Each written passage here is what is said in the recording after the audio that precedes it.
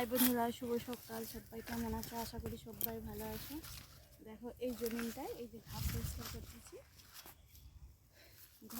করতেছি এই জমিনটায় বাদাম লাগানো হবে। তো বাদাম লাগানোর আগে হাল করতে হবে, তো তার জন্যে পরিষ্কার করা হচ্ছে। কীরকম বন হয়ে গেছে দেখো, ধান হয়েছিল তো, ধান চাষ হয়েছিল, বন হয়ে গেছে।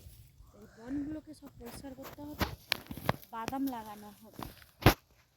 এটা আছে 4 কাঠা জমি, এই জমিনে বাদাম লাগানো হবে, আর এটাও হাল হবে আর উপরটাও হাল হবে।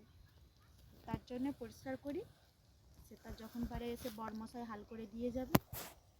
পুরো বন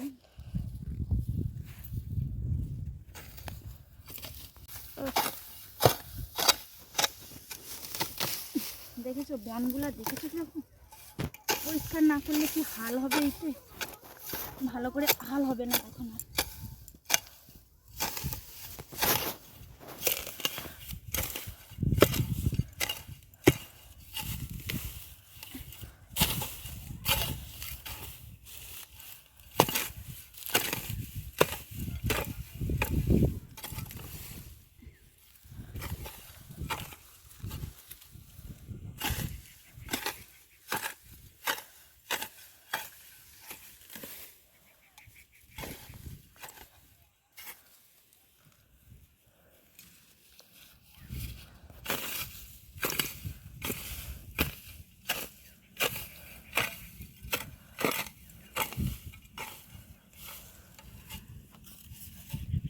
এখনো এতটা হয়েছে, এখনো অতটা বাকি আছে।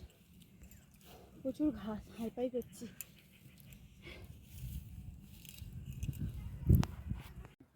হ্যাঁ দেখো, এটা বেলফুলের গাছ বন্ধুরা। বেলফুল যে বলি না, তো বেলফুলের গন্ধটা খুব সুন্দর, জানো, পুরো ঘর গন্ধ হয়ে যায় বেলফুল যদি রাখা যায়। তো এটা বেলফুলের গাছ।